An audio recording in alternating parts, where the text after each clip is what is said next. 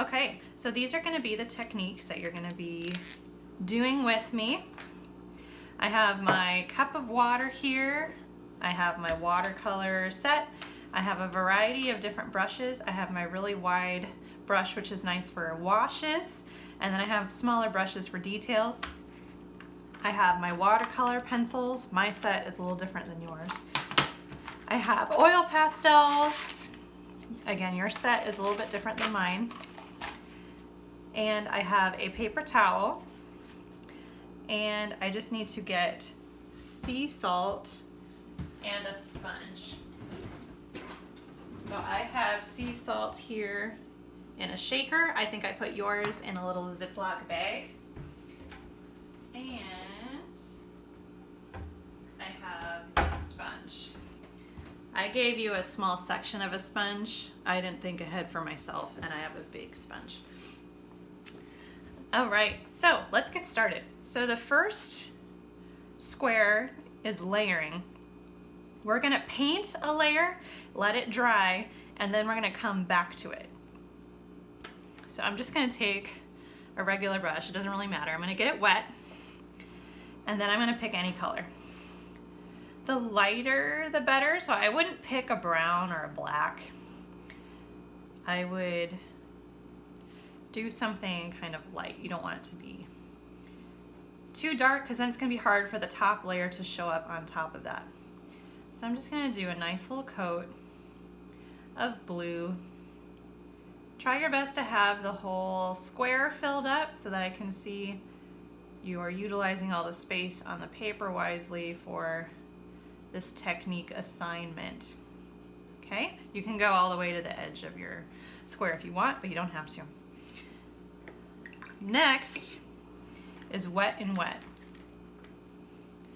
Again, we're gonna come back to layering. So I'm gonna take just a regular brush. I think this one, I can't see the number on the handle of mine, so I can't really tell you the size. So wet and wet, I'm just painting swirls. It doesn't have to be swirls. It can be any lines that you want. This is just my example. Then I'm gonna go in with another color. I'm gonna go in with orange. And I'm gonna overlap on top. The orange that is still wet is blending in with the yellow paint that is still wet. And they will start bleeding and blending together. So that's the fun thing with wet and wet. I'm gonna go in with some red as well and do some of that. So you have to work quickly because if the paint dries, you're not gonna have the same technique or effect. Wax resist, you're gonna pick a color from your oil pastel kit. I'm gonna use white because it's fun. I'm going to make some drawings. I know you can't see it right now because it's white, but you'll see it later. I'm going to fill my square with a drawing using my oil pastel, and then I'm gonna go over it in another color. I'm gonna do green. So the wax resists the water from the watercolor paint, and it creates a really cool effect on the paper. Just like that. So now you can see the white better. That's wax resist.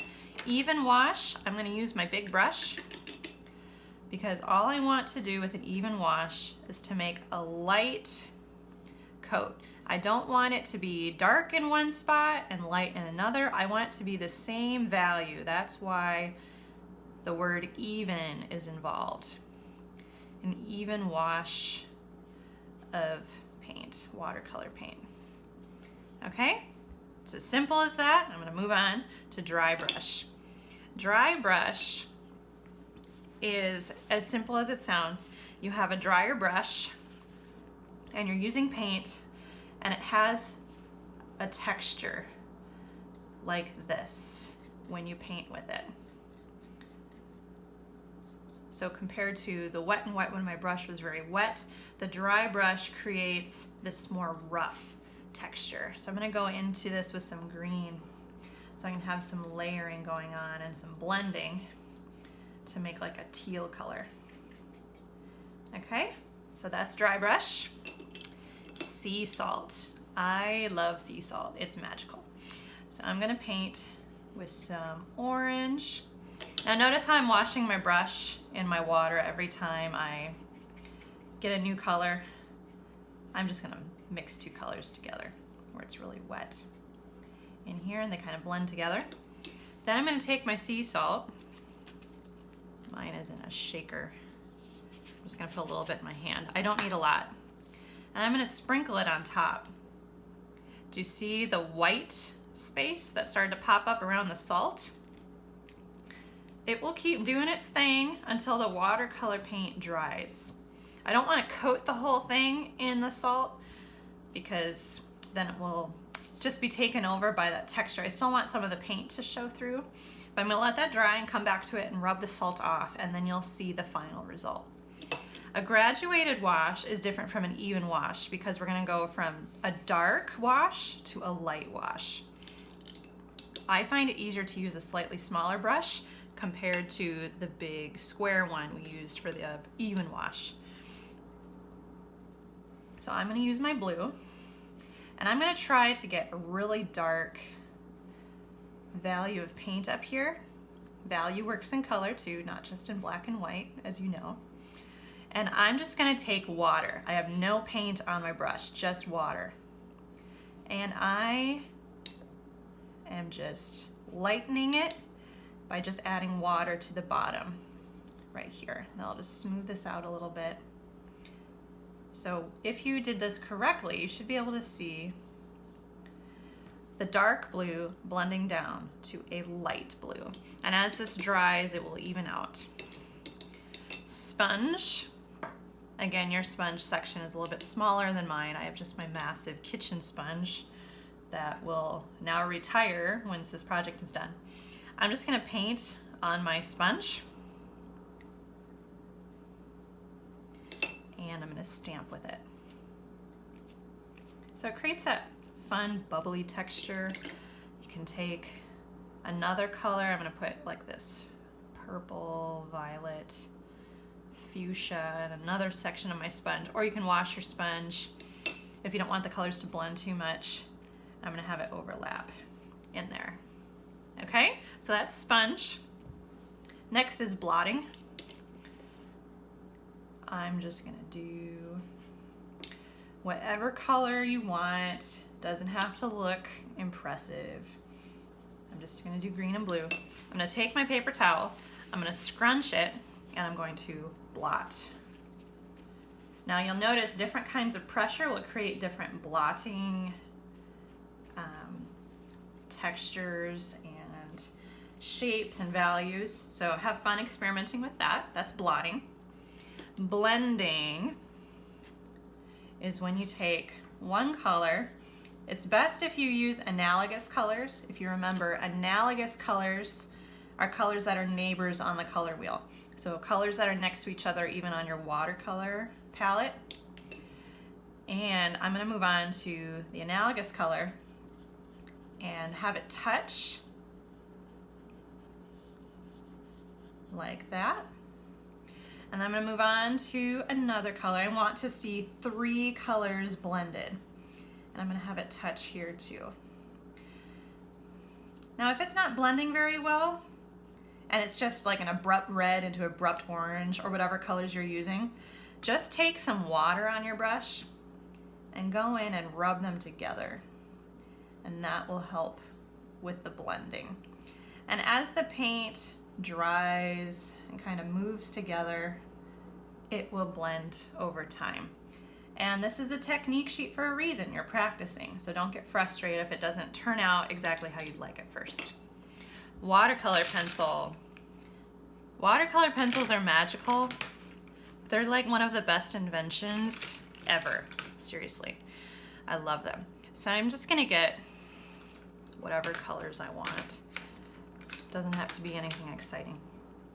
And you're gonna draw with the watercolor pencil like you would standard watercolors. I'm just doing fun shapes.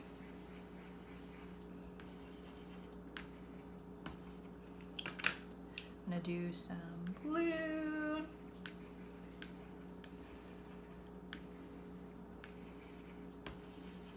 And I think I'll just stop there because you get the idea.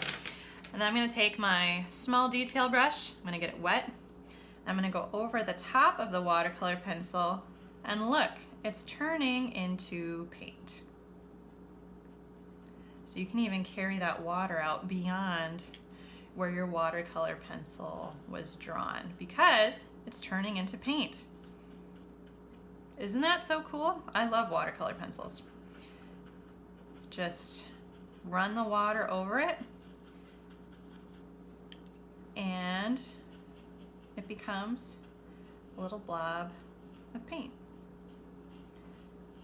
So I just want to see that you're experimenting with different colors. You can have colors blend together.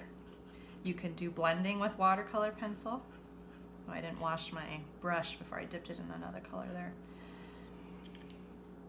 So I'm going to do this till all my shapes are painted in. There we go. And then back runs.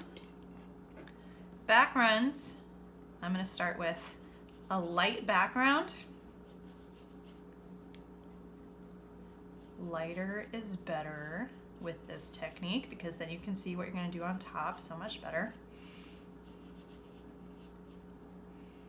And I'm going to take a brush, I'm going to use red, and you're going to paint inside that wet spot. See how the paint is running or bleeding in the wet background. This is where watercolor does its own thing. It's uncontrollable, it's unpredictable, and you just have to let it do its thing, and it's really fun. I love that unpredictability, sorry, I can't talk, unpredictability of watercolor.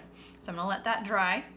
Layering, my square is still a little wet, but I'm gonna give it a go. I'm gonna blot some of that wet spot so I can do this layering technique for you. So I'm gonna go on top of that blue with some green. And with layering, because the background is dry, it should not bleed like back runs. That's the difference between layering and back runs. My background is dry, so I can paint on top of it without it blending in together. If I rub this paint into the blue background excessively, it will eventually blend. But if the background is dry and I'm doing something simple on top, they won't blend or run together. They'll stay separate for the most part. And I have a little bit of that blue shining through the green and the background layer. And that changes with different colors that I use. So if I do a purple on top, that will also have a little bit of the blue showing through, which I think is really beautiful. But you have to be patient with layering because you have to let the background dry. So these are the techniques. That's all of them. Now in your painting, I want you to use at least 4 of these techniques, okay? So we looked at 12. I want you to use at least 4, okay? Again, feel free to pause, rewatch so that you can get your technique sheet done too.